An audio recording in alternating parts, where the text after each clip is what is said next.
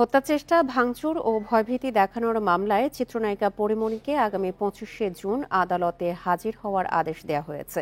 সাভারের বোট ক্লাবের সাবেক পরিচালক ব্যবসায়ী নাসির উদ্দিন মাহমুদ মামলাটি দায়ের করেন। পিবিআইয়ের দেয়া তদন্ত প্রতিবেদন গ্রহণ করে বৃহস্পতিবার দুপুরে ঢাকার জুডিশিয়াল ম্যাজিস্ট্রেট এম সাইফুল ইসলামের আদালত পরীমণি ও তার সহযোগী জিমিকে হাজিরার আদেশ দেন।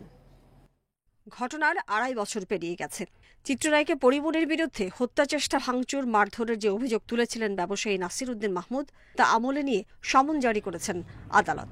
আগামী 25 জুন আদালতে হাজির হতে হবে পরীমণিকে। আরেক আসামি জিমিকেও দিতে হবে হাজিরা। বৃহস্পতিবার মামলার শুনানি শেষে ঢাকার senior judicial magistrate M Saiful ইসলামের আদালত এই আদেশ দেন। তদন্ত প্রতিবেদনে দুটো ধারা প্রমাণ হয়েছে মর্মে উল্লেখ আছে। সে দুটো ধারা হচ্ছে দণ্ডবিধি আইনের 323, 506। 323-এ আছে হচ্ছে মারধর, আঘাত, আর 506 হচ্ছে ভয়ভীতি প্রদর্শন। এই দুটো ধারার বাইরেও ভাঙচুরের বিষয়টাও এই তদন্ত প্রতিবেদনে উঠে এসেছে।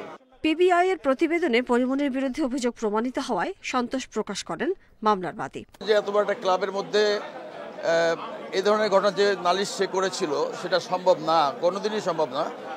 ইতিপূর্বে এটা প্রমাণ হয়েছে, ওই কোর্টও সেটা বলেছে।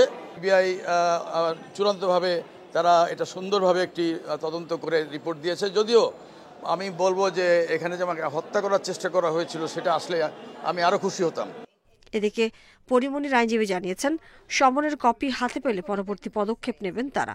আমরা মনে করি না যে মামলাটি চলমান হওয়ার বা আমলে নেওয়ার মতন কোনো বিষয় এখানে আছে, যেহেতু এই ঘটনাটি পূর্বেই এই ঘটনায় নিয়ে একটি মামলা আছে পরীমণি বাদী হয়ে দায়ের করা, এবং এই বিষয় নিয়ে দ্বিতীয়বার অন্য কোনো মামলা হতে পারে না বলেই আমরা মনে করি।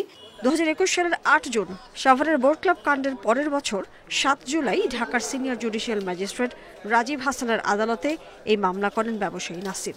এতে 3 জনকে আসামি করা হলেও তদন্তে অভিযোগ প্রমাণিত না হওয়ায় ফাতেমাতুজ জান্নাত বনিকে অব্যাহতি দিয়েছে পিবিআই।